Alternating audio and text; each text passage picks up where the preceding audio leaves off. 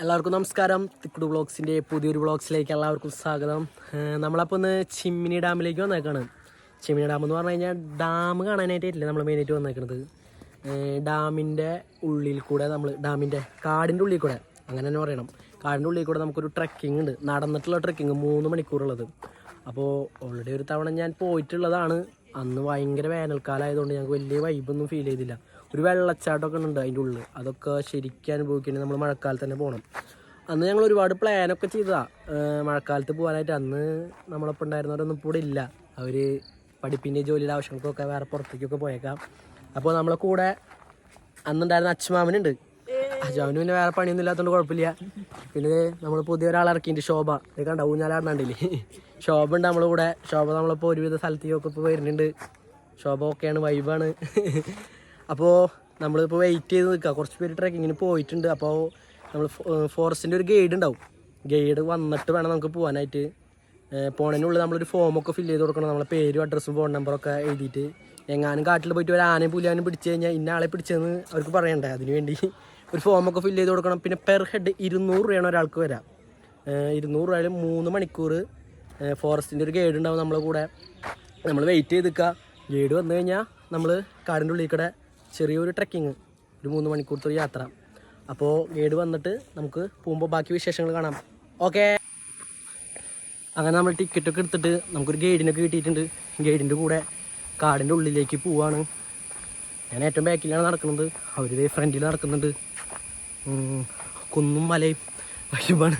നടക്കാൻ കുറച്ച് ബുദ്ധിമുട്ടുണ്ട്, കാരണം അത്രയും നല്ല റോഡൊന്നുമല്ല, കാടിൻ്റെ ഉള്ളിൽ കൂടെ അല്ല പോണത്. കണ്ടാ നമ്മളെ ബാക്കിൽ ചെറിയൊരു അരുവിയൊക്കെ ഉണ്ട് കേട്ടോ. പിന്നെ റോഡ് കണ്ടില്ലേ, ഇതേ കയറ്റത്തേക്കാണ് അവർ പോണത്. അപ്പോൾ അതിൻ്റേതായ ഒരു ബുദ്ധിമുട്ടുണ്ട്. പിന്നെ അത്ര നല്ല റോഡൊന്നുമല്ല, കല്ലും കട്ടയും മണ്ണും. പിന്നെ മഴയൊക്കെ പെയ്ത് മണ്ണൊക്കെ ഒലിച്ചിട്ട് അതിൻ്റെ കുറച്ച് ബുദ്ധിമുട്ടൊക്കെ ഉണ്ട് നടക്കാനായിട്ട്. എന്തായാലും ട്രക്കിംഗ് അല്ലേ, ഈ ഒരു വൈബൊക്കെ എക്സ്പീരിയൻസ് ചെയ്യാനായിട്ടാണല്ലോ നമ്മൾ മെയിനായിട്ട് വരുന്നത്. ഞാനേ കുറച്ച് സ്പീഡിൽ നടക്കട്ടെ കേട്ടാ. ആ ഗൈഡ് നമ്മളെടുത്ത് പറഞ്ഞിട്ടുണ്ട് എപ്പോഴും ഒരുമിച്ച് നടക്കാനായിട്ട്. കാരണം ഒറ്റയ്ക്ക് നടന്നു കഴിഞ്ഞാൽ എങ്ങാനും വലുത് വന്നു കഴിഞ്ഞാൽ അവർക്കൊന്നും ചെയ്യാൻ പറ്റില്ല എന്ന് പറഞ്ഞിട്ടുണ്ട്. അപ്പോൾ ഞാനൊന്ന് ഒരുമിച്ച് നടക്കട്ടെ കേട്ടാ. നല്ല കല്ലും മണ്ണും കട്ടയൊക്കെ ചേർന്നിട്ടുള്ളൊരു വലിയൊരു കുന്നാണ്. നടക്കാൻ നല്ല ബുദ്ധിമുട്ടുണ്ട്, കണ്ടില്ലേ.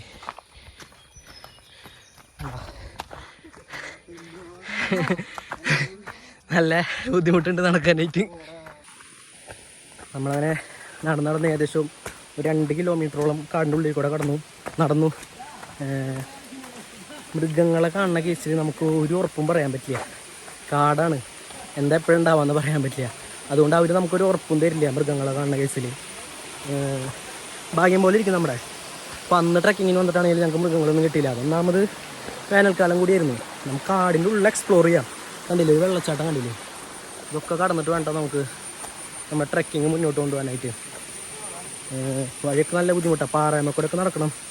അതൊക്കെ വഴുക്കലും ഇതൊക്കെ ആയതുകൊണ്ട് മഴക്കാലമല്ലേ പിന്നെ പ്രത്യേകിച്ച് ഏറ്റവും ബുദ്ധിമുട്ട്. നമുക്ക് ഫുള്ള് കുന്നാ. അത് ഭയങ്കര ബുദ്ധിമുട്ടാണ്. നമ്മൾ ഈ ഇത്രയും നടക്കാത്തതുകൊണ്ടേ, പ്രത്യേകിച്ച് കുന്നുന്ന് മാത്രമല്ല കല്ലും കട്ടയും, അപ്പം അതിൻ്റെ ഒക്കെ ഒരു ബുദ്ധിമുട്ടുണ്ട്. ബുദ്ധിമുട്ടുകളൊന്നും ഞാൻ വലിയ കാര്യമാക്കണില്ല, കാരണം നമ്മൾ കാട് എക്സ്പ്ലോർ ചെയ്യാനായിട്ടല്ലേ വന്നേക്കുന്നത്. അപ്പോൾ നമ്മളതൊക്കെ എൻജോയ് ചെയ്ത് മുന്നോട്ട് പോവാണ്.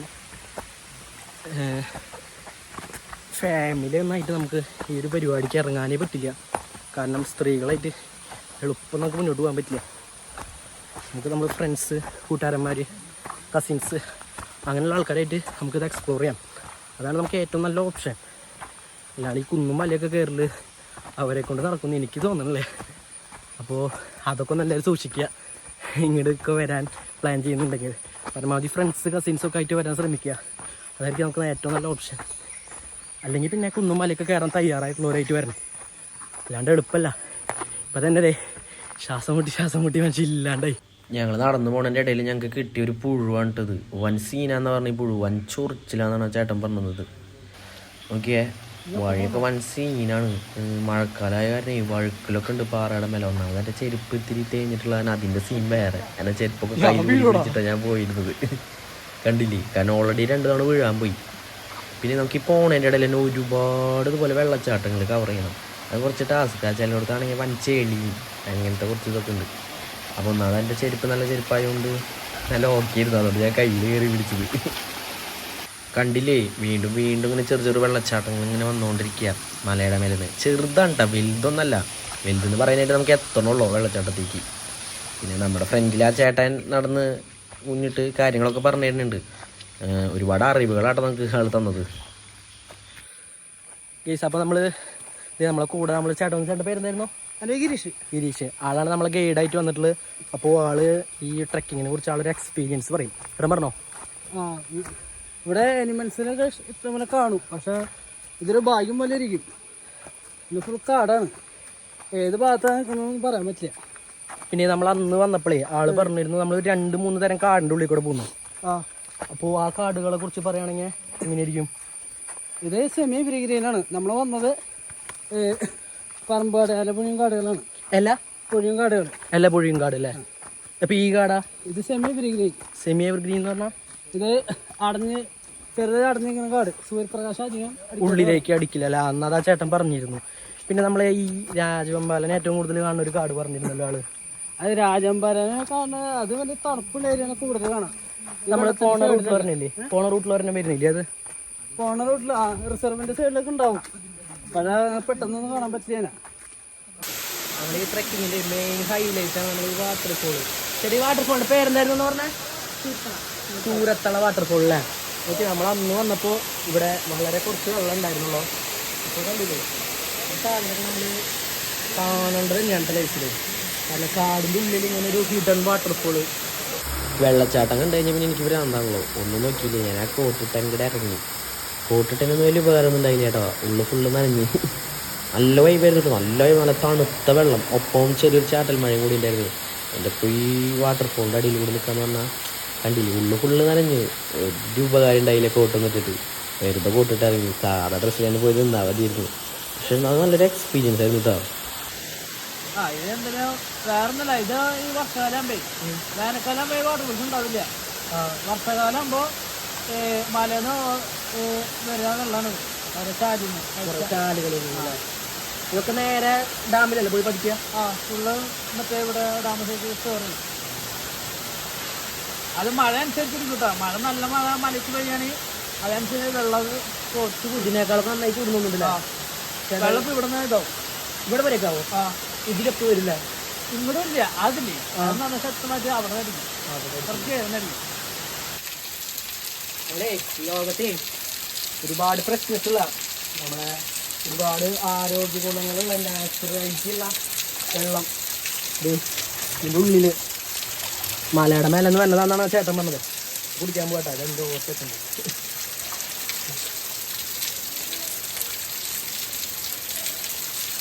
വെള്ളം കുടിക്കുന്നത് പ്രത്യേകിച്ച് കാണിക്കേണ്ട ആവശ്യമില്ല. എന്നാലും പറയാം, അത്രയും നല്ല വെള്ളമാണ്. ഇത്രയും പ്യൂർ വെള്ളം നമുക്ക് ഒരിക്കലും കിട്ടില്ല കാട്ടിൽ കിട്ടുന്ന പോലെ. നമ്മളപ്പോൾ ഒരു 3 തരം കാടിൻ്റെ ഉള്ളിൽ കൂടെ നടന്ന് ഡാമിൻ്റെ റിസർവോയർ എത്തി. നമ്മളൊരു എളുപ്പ വഴിക്ക് പോകുന്ന കാരണം ഉള്ളിൽ കൂടി ഒരു വഴി കൂടി ഉണ്ട്. പക്ഷെ അതിൽ പോയിട്ട് വലിയ കാര്യമൊന്നുമില്ല എന്നാണ് ചേട്ടൻ. ഇതിൽ നടക്കൽ കുറച്ച് ടാസ്ക് ആയിരിക്കും. കുറച്ച് ചെളിയും പിന്നെ കല്ലും അങ്ങനത്തെ കുറച്ച് ബുദ്ധിമുട്ടൊക്കെ ഉണ്ട്. അപ്പോൾ ഇത് എളുപ്പ വഴിയാണെങ്കിലും വഴി കുറച്ച് ടാസ്ക്കാണ്. കണ്ടില്ല, ഡാമിൻ്റെ റിസർവോയറിൻ്റെ സൈഡിൽ കൂടെ നിങ്ങൾ കണ്ടിട്ടുണ്ടാവും ചിമ്മിനി ഡാമിലേക്ക് വരുമ്പോൾ. നമുക്ക് എന്തായാലും നല്ലൊരു എക്സ്പീരിയൻസ് ആയിരുന്നു ഈ ഒരു ട്രക്കിങ്. നമുക്ക് എന്തോ ഒരു ഭാഗ്യത്തിന് കാട്ടുപോത്തിന് കിട്ടിയിട്ടുണ്ട്. കുറച്ച് കാട്ടുപോത്താണ് ആ പോയിക്കൊണ്ടിരിക്കുന്നത്. ആ ചേട്ടൻ നമ്മുടെ സുരക്ഷയ്ക്ക് വേണ്ടി അതിനെ ഓടിപ്പിച്ചുകൊണ്ടിരിക്കുക. ആ ചേട്ടനുണ്ട് അവിടെ. ഉണ്ടല്ലേ, ഇങ്ങനത്തെ ഒരു എക്സ്പീരിയൻസുകളാണ് കേട്ടോ. അങ്ങനെ നമ്മുടെ ട്രക്കിങ്ങിൻ്റെ പരിസമാപ്തിയിലേക്ക് കിടക്കാണ്. ഒരുപാട് നടന്നു, ആകെ ടയേർഡായി. നമുക്ക് ഒരുപാട് അനുഭവങ്ങൾ കിട്ടി. നമ്മളിപ്പോൾ ജസ്റ്റ് ഒരു 500 മീറ്റർ കൂടി പോയി കഴിഞ്ഞാൽ ഡാം എത്തും എന്നാണ് ചേട്ടൻ പറഞ്ഞത്. നല്ലൊരു വൈബായിരുന്നു. അല്ല ചോമ? Very tired. ശോഭ എങ്ങനെയുണ്ടായിരുന്നു? അടിപൊളി. അപ്പോൾ നല്ലൊരു എക്സ്പീരിയൻസ് ആയിരുന്നു. ഞാൻ നേരത്തെ പറഞ്ഞ പോലെ എല്ലാവരും ഫാമിലി ആയിട്ട് വരാൻ നോക്കണ്ട, ഫ്രണ്ട്സ് കസിൻസൊക്കെ ആയിട്ട് വരാം. കാരണം അങ്ങനത്തെ വഴികളാണ്, നടക്കാനൊക്കെ ഇത്തിരി ബുദ്ധിമുട്ടായിരിക്കും. പിന്നെ പരമാവധി ചെരുപ്പൊന്നും ഇട്ട് വരാണ്ട് ബൂട്ട്സൊക്കെ ആയിട്ട് എല്ലാവരും വരാം. നല്ലൊരു എക്സ്പീരിയൻസ് ആയിരുന്നു. നമുക്ക് 200 രൂപയ്ക്ക് ഒരു 3 മണിക്കൂർ കാടിൻ്റെ ഉള്ളിൽ സ്പെൻഡ് ചെയ്യാന്ന് പറഞ്ഞാൽ അത്ര നല്ലൊരു ഓപ്ഷൻ വേറെ നമുക്ക് കിട്ടാനില്ല, തൃശ്ശൂർ ജില്ലയിൽ പ്രത്യേകിച്ച്. ഇതിനൊക്കെ വലിയ ട്രക്കിംഗ് ഒക്കെ ഉണ്ട്. നമുക്ക് അതിരപ്പള്ളിയൊക്കെ പോയി കഴിഞ്ഞാൽ ഒരുപാട് ട്രക്കിംഗ് ഒക്കെ കിട്ടും. പക്ഷേ നമ്മളെ ടൗണിൽ നിന്ന് ഏറ്റവും അടുത്ത് ഒരു 30-40 കിലോമീറ്റർ അടുത്ത് ചിമ്മിനിയിൽ ഇങ്ങനെ ട്രക്കിങ് സൂപ്പറാണ്, അങ്ങനെ തന്നെ പറയാം. നമുക്ക് ഇതിനെക്കുറിച്ച് എന്തെങ്കിലും ഡീറ്റെയിൽസ് കാര്യങ്ങൾ അറിയണമെങ്കിൽ അതിൻ്റെ ഡിസ്ക്രിപ്ഷനിൽ ഒരു കോൺടാക്ട് നമ്പർ കൊടുക്കാം. അപ്പോൾ ആ നമ്പറേക്ക് വിളിച്ച് കഴിഞ്ഞിട്ടുണ്ടെങ്കിൽ നിങ്ങൾക്ക് അതിൻ്റെ കൂടുതൽ ഡീറ്റെയിൽസ് അറിയാൻ പറ്റും. പിന്നെ ഞാൻ ആദ്യമായിട്ടാണ് ഇങ്ങനെ ഒരു വ്ളോഗ് എടുക്കുന്നത്. എന്തെങ്കിലും പോരായ്മകളൊക്കെ ഉണ്ടെങ്കിൽ നിങ്ങൾ തന്നെ പറയാം. അപ്പോൾ നമുക്ക് നെക്സ്റ്റിൽ അത് നികത്താലോ. അപ്പോൾ എല്ലാവരും സപ്പോർട്ട് ചെയ്യുക, വീഡിയോ ഷെയർ ചെയ്യുക, ലൈക്ക് ചെയ്യുക, പിന്നെ നിങ്ങളെ ഫ്രണ്ട്സിനൊക്കെ സബ്സ്ക്രൈബ് ചെയ്യുക. Okay, by.